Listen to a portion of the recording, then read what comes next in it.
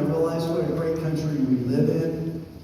I studied the history, and like any young boy that's grown up, you're going to read about your heroes. And I was reading about Buffalo Bill and Kit Carson and, Lewis and Clark and those guys, explorers.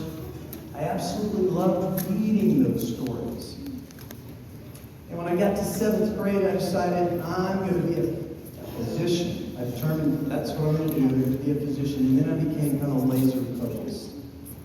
And so my 8th grade year, my mom, being a first grade teacher, said that boys should start a year later than girls because we mature a little slower, which is true.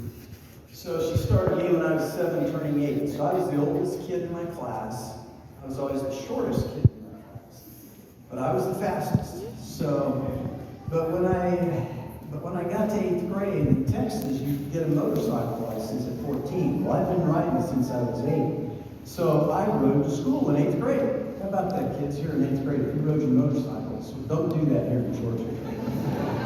But I rode to school every day when it wasn't raining in the 8th grade. So between my 8th grade year and high school, several pastors in Texas started this Adventist Youth in Action, which was going to be a singing group, which was going to travel. And boy, that just, I've got to join this. I definitely want to travel. So the singing group got about 45 students that joined, and they found a refurbished nursing home up in the Dallas-Fort Worth area. So I moved in there with 44 other people, and we traveled around in a bus. And we would go and we would witness, and we would go to schools, and we would go to nursing homes and shopping centers and malls. And it was that year that I actually gave my heart to the Lord. I'd been baptized, but I really hadn't given my heart to the Lord. And then we started witnessing, and I realized this is pretty amazing.